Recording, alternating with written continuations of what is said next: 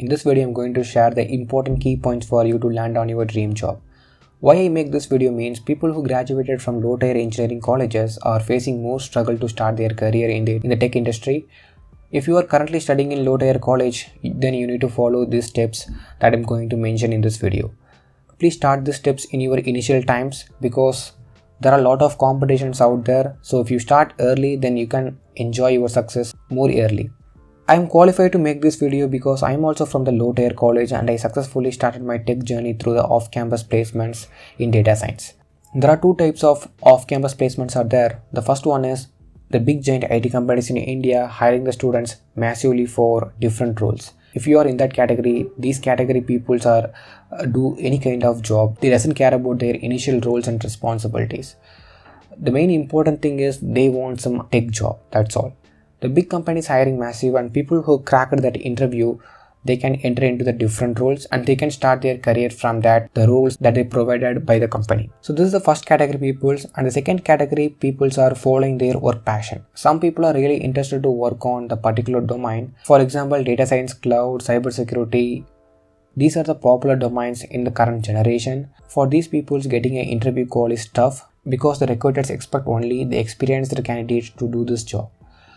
Personally, I faced this issue in my initial phase and I rejected for not having the industry experiences. These type of interviews are very competitive interviews. There are a lot of competitions you have to face to work on your interested domains. For those people, if you want to stand out from other competitors, you should contribute a lot on public coding domains. I didn't mean the HackerRank or any other competitive coding platforms. I mean, if you are attending any data science interview, for example, you should build your Kaggle profile, GitHub profile more related to data science. And if you have the open source contributions on the data science, that will take you to the data science job very easily. Not only data science, at the end, you should contribute a lot related to the domain that you're interested in.